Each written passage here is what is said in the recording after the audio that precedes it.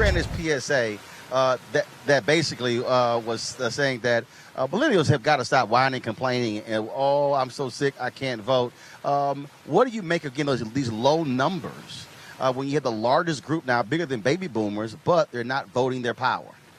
I would definitely say that when it comes down to like voter ID restrictive laws, I think that pushes away a lot of millennials from voting because they feel like their vote doesn't count. Especially here in Texas, I think it was in 2013 when they passed the law about, voter ID laws and picture IDs and things of that matter. It turned a lot of people my age away from saying that, well, I don't have the right ID or I'm not from Houston, so I don't know if I can really vote in this election. And so they feel very discouraged in going out to vote because they feel like they can't. All right, folks, back to our Roland Martin Unfiltered video in just one moment. Hey, folks, if you're looking for a hot new investment opportunity, I have two things I want you to think about: illegal marijuana and crowdfunding. Now, you just let that sink in for a second.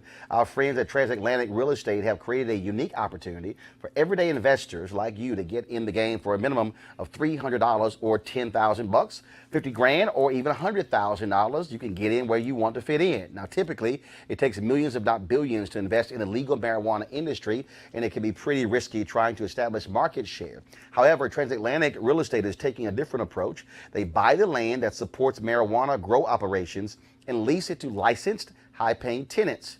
Now, imagine being a landlord to a licensed marijuana farm.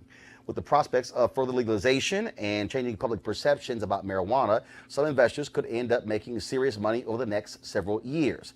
The best part is they are using crowdfunding so you can get in now before they take the company public. If you want to find out more, go to marijuanastock.org. That's marijuanastock.org to get in now. Now back to your Roland Martin Unfiltered video. There's a placard at the National Civil Rights Museum that says, "All I want for my 18th birthday is a voter registration card." And so I get all of that in terms of being frustrated. But the reality is there was the previous generation that was frustrated.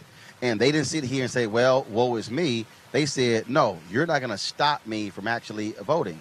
And what I'm saying is, when you look at the numbers, large numbers, but not maximizing the power. Same thing with Latinos. You got 2.1 million eligible but unregistered Latinos in this country.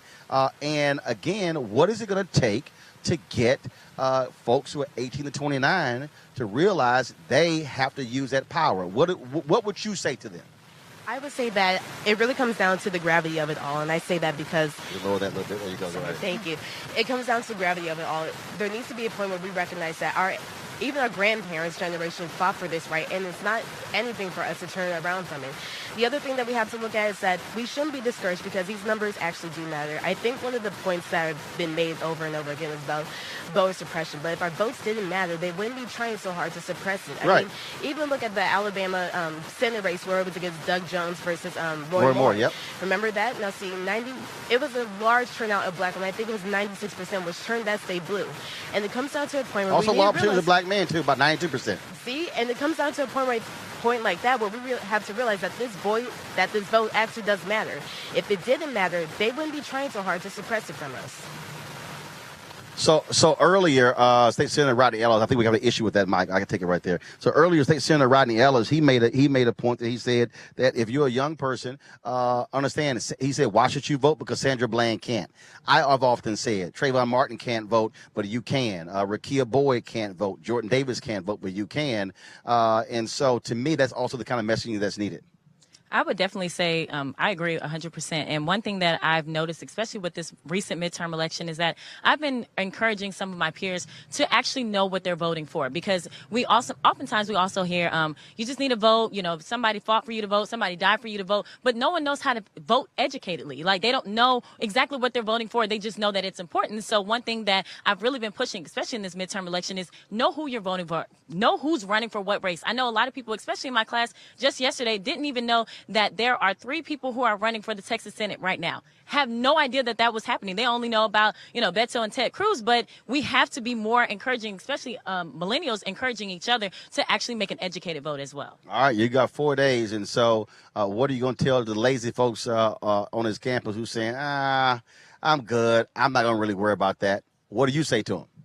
I'm going to say that it is your civic duty to vote. And also, because of this right to vote, it can obviously be taken away if you give into the wrong hands. So because of that reason alone, you should get out and you should vote so you can still have it. I think y'all too nice.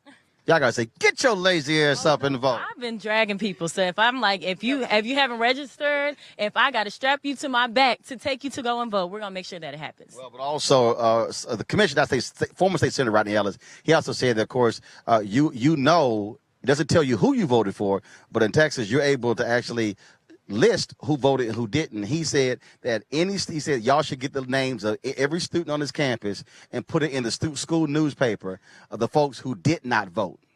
I think that's a good idea. I definitely think it might work. All right, I'm gonna lead y'all to that. So yeah, I'm gonna lead y'all to that. I appreciate it. Thanks a lot.